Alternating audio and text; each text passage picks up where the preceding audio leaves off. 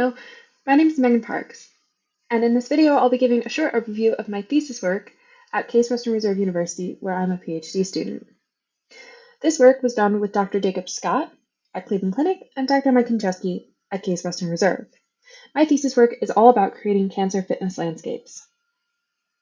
Now, cancer is a devastating disease, and according to the World Health Organization, it's one of the leading causes of death worldwide.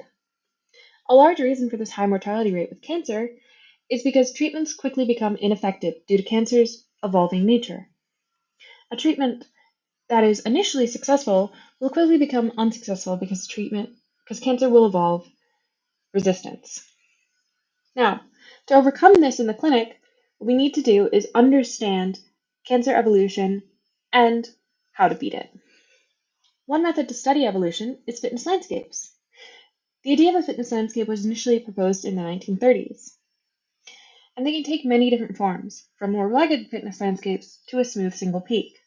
But generally, the idea is the same.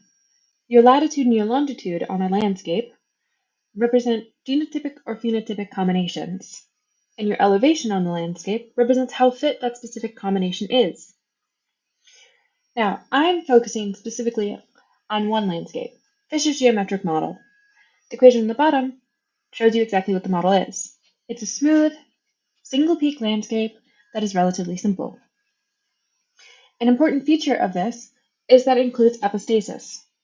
Epistasis is a phenomenon where the presence of one mutation affects the behavior of another. Sign epistasis is a subset of this, where the presence of one mutation completely changes the effect of a second.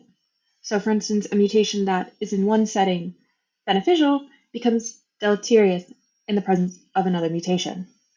Cancer shows high levels of epistasis, particularly sign epistasis. An example can be seen in this figure here.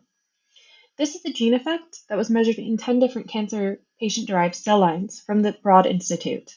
This data can be found at the DepMap portal.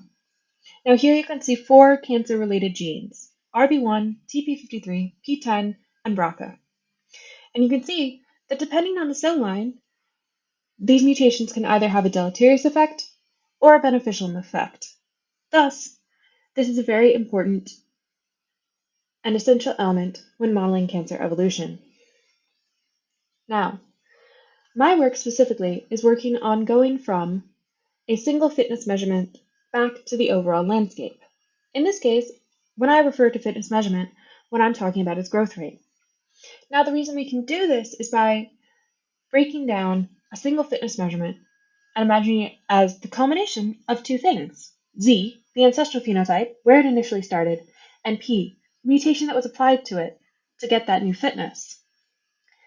In this case, you can see a fitness landscape with its peak denoted by a star, and then a flattened top-down version of it, where again, the peak is denoted by a star. In this case, you can see that our end fitness G is actually made up of 2 parts: P, again, the mutation, and Z.